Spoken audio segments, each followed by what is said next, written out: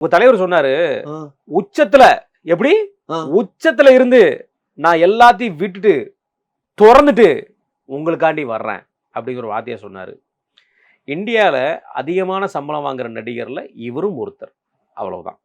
50 ஆண்டு காலமாக இன்றைக்கும் திரையுலகில் சூப்பர் ஸ்டாரா இருக்கக்கூடிய திரு ரஜினிகாந்த் அவர்களாகட்டும், 65 ஆண்டுகளாக திரையுலகத்திற்கே பாடுபட்டு கொண்டிருக்கும் திரு கமலஹாசன் அவர்களாகட்டும், அஜித் அவர்களாகட்டும், தனுஷ் அவர்களாகட்டும், ஏன் இந்திய திரையரங்கத்தை மோகன்லால் ஆகட்டும், ஷாருக் கான் ஆகட்டும், இந்த மாதிரி பல ஆட்கள் இருக்காங்க.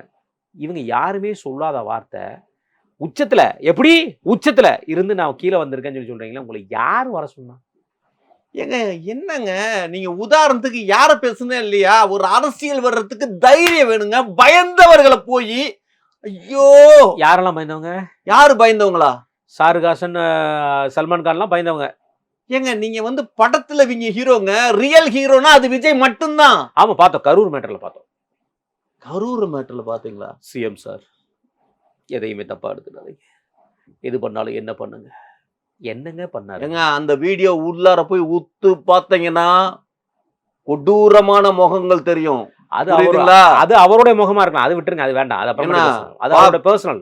சொன்னார்ல, இப்ப நடந்த மீட்டிங்ல சொன்னார்ல, இந்த முகம் பயப்படுற முகமா? அப்படி சொல்லுங்க. இந்த முகம் பயப்படுற முகமா? இந்த முகத்தை பார்த்தால் பயப்படுகிறது. தொண்டரோட முகமே இப்படி இருக்குங்கிறப்ப தலைவனோட முகம் பார்த்தீங்கன்னா பார்க்கவே முடியாத அளவுக்கு இருக்கும்.